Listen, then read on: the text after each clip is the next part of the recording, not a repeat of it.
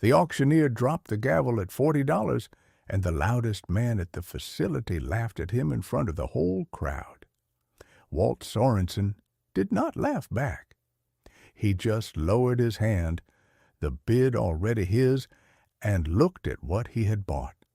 A sealed storage unit behind a half-raised orange roll-up door, a dim concrete room he had been given one quick look into, and no more, stacked deep with dusty cardboard boxes and old furniture humped under gray bedsheets, and looming in the back against the wall a big shapeless thing thrown over with a heavy canvas tarp, tall as a man and wider, that nobody in the crowd could see the shape of. A unit the manager had cut the chain on that morning, that 30-odd resellers had filed past and waved off as a dead man's junk, and that Walt Sorensen had just paid $40 to own, lock, tarp, and all. It was a bright, hot Saturday morning, the kind of clear day that makes a gravel lot shimmer, at the monthly lien auction at a low cinder-block self-storage place out on the highway frontage at the edge of a mid-sized town. Walt was 70 years old, lean and straight through the back from a lifetime of close work, just beginning to stoop, with a deeply lined face burned brown by the weather, short white hair under a flat cloth cap, white stubble, and pale, steady eyes that did not move fast. His hands were broad and thick at the knuckle, a tradesman's hands, scarred along the fingers and worn smooth at the palm, hands that had held a mallet and a chisel against hard stone and harder oak for 50 years. Walt had been a carver and a monument cutter his whole working life. Letters and figures and grave markers, the man they sent for when a name had to be cut deep and true into granite, or a thing carved by hand the old way, until the trade went over to sandblast stencils and machines and quietly let men like him go. The man who laughed was Dale Marchetti, who ran the busiest resale and flip operation in 3 counties, a heavy-set man of about 52 in a loud red polo shirt and a wide white cap, his face clean-shaven and ruddy, a thick gold chain at his open collar, and a phone always in his hand. $40, Dale said loud so the whole row could hear it. $40 for a dead guy's dust and a pile of busted furniture and whatever's hiding under that tarp. Old-timer, I looked in there same as you, no totes, no power tools, nothing that moves. That's a haul away. You didn't buy a unit, you bought yourself a dump run, and you paid $40 for the privilege of cleaning it out. He coined the name right there, loud enough to carry, the dump run unit, and it stuck for the rest of that month. The crowd laughed because Dale laughed, the way a crowd does. Walt stood through it without a change in his face, his thumbs hooked in his belt, and let the laughter pass, the way weather passes a man who has decided to stand in it. Now, if you have ever watched a quiet, capable man get talked over by a loud one, if you have ever known somebody whose skill the world used when it was stuck and forgot the rest of the time, then you already understand what this channel is about, and you might take a second to subscribe, because the people who stay for stories like Walt's are exactly who Iron Hook Stories was built for. Walt said nothing. He had learned a long time ago that work does not answer to noise. What none of them knew, what Dale Marchetti could not have known, grinning behind his phone, was that Walt had stood at that half-raised door for his one allowed look, and his whole trade had risen up in him. The crowd saw a room full of a dead man's clutter. Walt saw the edge of one thing in the back. Where the tarp had slipped an inch low along the bottom, under the dust, he had caught the curve of carved wood, not turned, not machined, but cut by hand, the long, clean sweep of a gouge stroke a carver leaves, and a machine never does. And along the near wall, stacked between the boxes, the dull gleam of old hand tools laid in a wooden tray. The rest of them were pricing the furniture by the pound. Walt had spent 50 years putting an edge to oak, and he knew the look of another man's chisel work from across a dim room.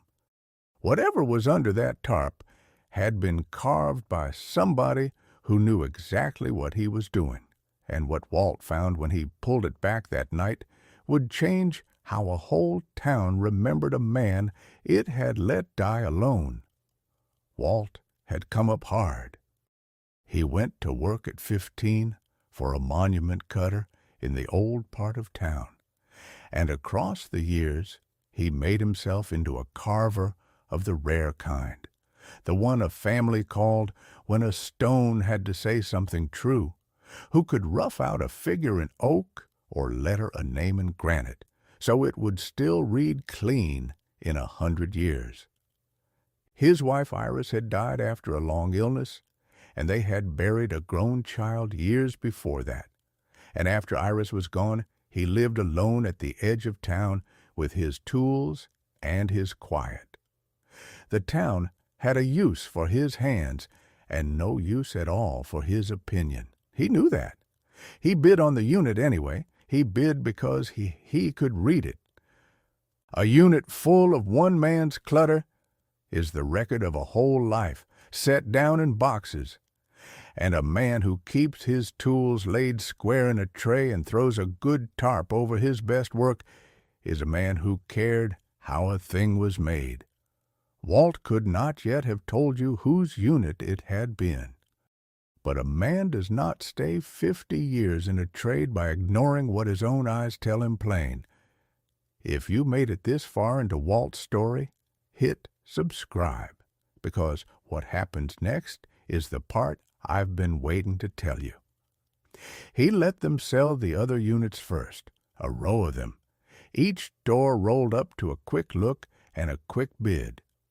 Totes and tires and exercise machines knocked down to the resellers while Walt waited at the end of the row. When the manager finally cut the chain off the last unit and rolled the door up halfway and called for a bid, Dale glanced in, called out his joke about the dump run, and not one other hand went up. Walt raised one finger, and the gavel came down at 40. He paid in cash at the office, signed for the unit, and was handed a cheap new padlock and a key to lock it back up until he could come for it, because the auction rules gave a man until the end of the day to clear what he had bought. The story got around the town before Walt's truck was off the frontage road. By Monday, people who had not spoken 20 words to him in years stopped him outside the hardware store to ask, grinning, how the dump run was treating him. Merle Apgar, who ran the feed store, said it plainer than the rest, that there was nothing to a defaulted storage unit but other people's garbage and a long afternoon hauling it to the curb. Walt was buying a roll of moving blankets and a box of contractor bags and did not look up. "We'll see," he said, and that was the whole of his answer. He had spent 50 years learning that a thing is either made true or it isn't, and the noise a crowd makes has nothing to do with which. But Walt did not go back for the unit in the heat of the day, with the resellers' trucks still in the lot and Dale holding court by the office.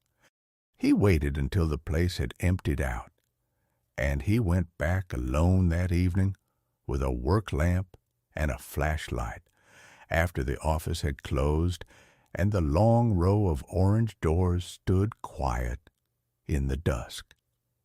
He cut his own new lock off because he had lost the cheap key somewhere in the truck, and he rolled the door up all the way for the first time, and the smell that came out was dust and old varnish and cedar, not the sour smell of garbage, but the smell of a workshop closed up a long time. Down at the diner, They were still asking if he'd gotten his dump run hauled off yet. Walt set his lamp on a box and stood a moment in the doorway, reading the room as he would read a block of stone before the first cut. The unit had its own short, sad history, and the town had let it go soft with not wanting to look at it. It ran back to the man whose life was stacked in that concrete room, a quiet old immigrant carver named Anton Veras, who had come over young with nothing but a roll of chisels and a trade in his hands, and had spent 40 years in that town cutting other people's grief into stone. He had carved half the monuments in the old cemetery and never signed one, because a marker is for the dead and not for the man who cut it. The town had used him and never quite seen him, a foreigner with a heavy accent and a one-room shop, who kept to himself and worked late, who had carved the great stone angel over the war memorial downtown that everyone walked past and nobody could have told you who made. When the work dried up and the machines came in, his shop closed, and he moved what was left of his life and his life's work into a rented storage unit and paid the bill every month out of a thin pension. He died alone in a small apartment one winter with no family anyone could find, and the rent on the unit lapsed, and after the law's waiting period, the manager cut the chain and put it up for lien like any other. What none of the town ever asked was what becomes of a man's whole life's work when the man who made it dies with nobody left to claim it. The answer had been sitting under a canvas tarp in a $40 unit the whole time, behind a roll-up door nobody wanted to open. Walt started with the boxes because a careful man works in order, and they told him whose unit it was before he ever reached the tarp. They were packed square and labeled in a careful slanting hand in a language that was not English, and then lower, in plain block English a man had taught himself late, tools and patterns and photographs, and one simply marked, "My work." He opened the toolbox first and went very still. Laid in a fitted wooden tray, oiled and wrapped and kept like something loved, was a full set of carving chisels and gouges and a stone cutter's mallets and points. The finest hand tools Walt had held in 30 years, some of them older than he was, the steel worn bright and the handles shaped to one man's grip. A carver knows another carver by his tools, the same as a player is known by his hands. Walt set them down as gently as if the man were still in the room, but the tools were only the start of it. He moved the boxes aside one at a time, clearing a path to the back wall, to the big shapeless thing thrown over with a heavy canvas tarp, the thing the whole crowd had waved off, and the thing Walt had bid $40 to reach. He took hold of the dusty canvas with both hands, and he did not yank it loose as Dale would have.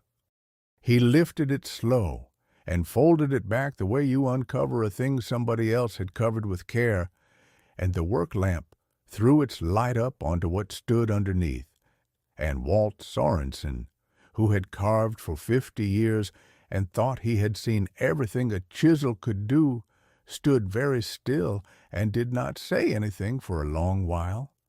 Under the tarp stood a carved memorial angel in close-grained pale wood, near life-size, half-finished and luminous in the lamplight, a standing figure with its head bowed and one hand lifted, the great folded wings only roughed in, but the face and the hands brought up to a finish so fine and so full of grief and tenderness that it did not look carved at all, but caught, It was the work of a master at the very top of his trade, the thing a man like that makes once, slow, across years for no client and no fee, the figure he carves only for himself. Beside it, on a low bench, lay the patterns and the half-cut blocks, and the very chisel he must have set down the last day. He was strong enough to climb the stairs and work. Walt walked all the way around it once in the lamplight, the way you walk around a thing to make yourself believe it, and then he stood in front of the bowed face a long time, because he knew exactly what he was looking at, and he knew exactly what it had cost the man to make it, and he knew that the town had buried the hands that carved it without ever once knowing what they had held. And there was a third thing set on the bench at the foot of the angel where a man would come to at last, a flat wooden box, dovetailed by a hand, and inside it the rest of a life. A thick album of photographs, brown and curling, of a lean young workman with a fresh set of chisels standing proud beside his first cut stone, and of monuments and figures and lettered names across 40 years, every one of them his work, and not one of them signed, a ledger in that same careful slanting hand, the record of every commission, the families, the dates, the cemetery rows, the only proof anywhere of who had carved half the stone in that town. And on top, folded once and weighted with a small carved dove so it would not slip, a single sheet of paper, written in plain self-taught English, that said on the outside only, "To whoever finds my work, if no one I knew ever did."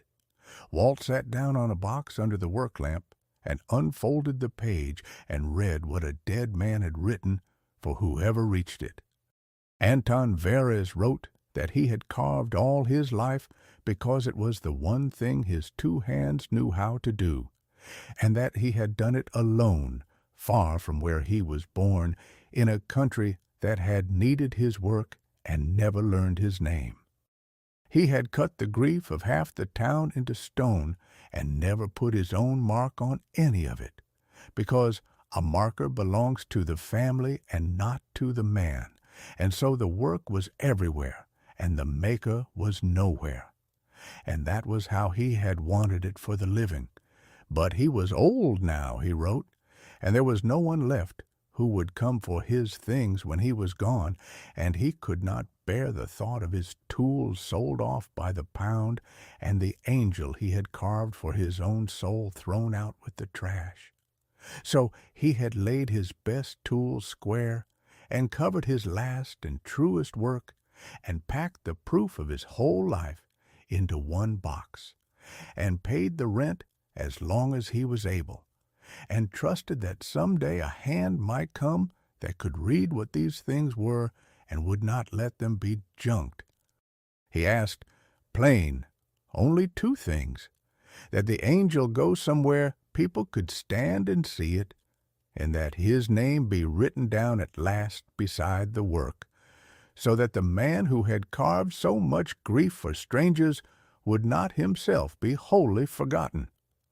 Below his name he had written it out in his careful, late-learned hand.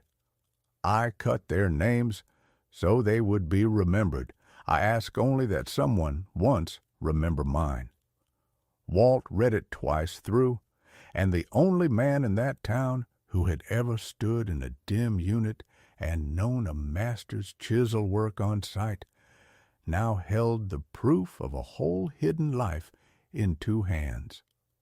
The next morning Walt did not call a single reseller, and he did not put the angel up for sale, and he did not keep one thing of it for himself, and a few in town thought him a fool a second time. He let them. He carried the photographs and the ledger first to the County Historical Society, and then to the curator of a regional folk art museum 2 towns over, because the proof of who Anton Verres was mattered to him more than what the work would bring. The curator went very still over the album and the ledger and the lamp-lit photographs of the half-finished angel, and said quietly that a complete, documented body of work by a self-taught master carver, the tools, the patterns, the finished pieces, and the maker's own record of 40 years of monuments, was a kind of thing a folk art museum waits a lifetime for and almost never finds whole, and that the memorial angel alone belonged in a public hall where people could stand in front of it the way Walt had. A private collector of American folk carving, written to next, offered for the angel and the documented work a sum that made the whole $40 auction look like the joke Dale had meant it as. And the town, once the Historical Society began asking after the old cutter who had signed nothing, slowly started to remember. An older woman named Rosanna Powell, who had known Anton Verez from the old neighborhood and was the nearest thing to kin anyone could find, came up to the museum on a gray morning to see the angel set on its stand, and when she stood in front of the bowed face and read the line about remembering his name, she put one hand flat over her mouth and her eyes filled, and she did not say anything for a long time. She had half believed the town's version that the quiet foreigner with the chisels had come and worked and gone and left nothing, and the ledger told her instead that he had left his mark on nearly every grieving family that town ever had, and signed none of it, and carved one last thing of pure grace for no one but himself.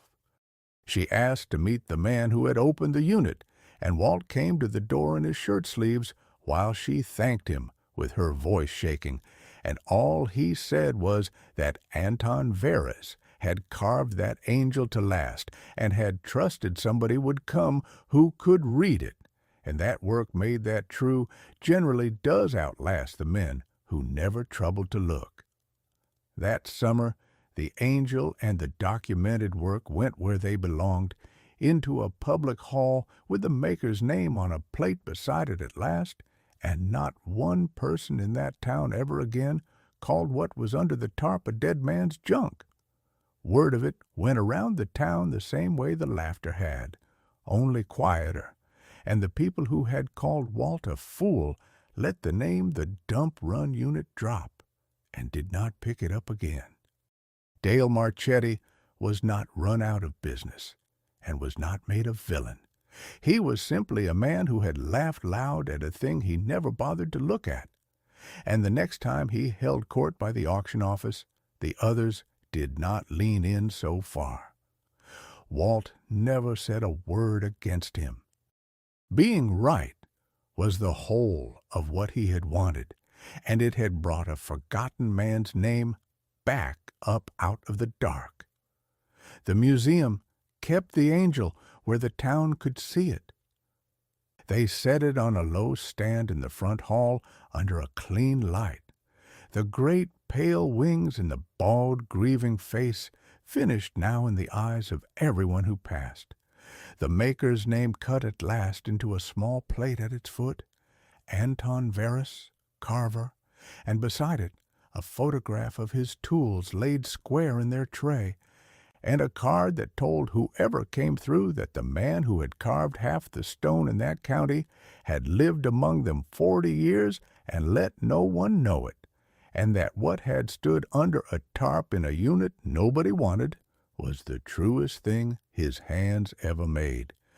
And on a still evening that next summer, the light going gold through the tall front windows, Walt Sorensen drove over to look in on the angel, and there, in the last of the sun, stood the great carved figure, finished and standing and seen at last, the bowed face catching the light, where a stranger's hand had finally uncovered it. Walt was 70 years old, a man the auction had laughed at one whole month, and he stood quiet a long moment and laid one broad scarred hand flat on the cool carved base and nodded once, the way a man nods at a job that was done right. The work had said it for him, the way work always did. A man covers his truest work and lays his tools square, and trusts somebody will come who can read what they are, so that being forgotten can never be the same as never having been, and a town rarely knows what was made true in the quiet years until somebody troubles to pull the tarp back. So, I'll leave it to you. Was Walt Sorensen right to give every dollar of it to a museum and a stranger's memory without keeping a cent for himself? Or was that one decency too far, in a world that had laughed at him for nothing? Tell me which one in the comments, and I'll read them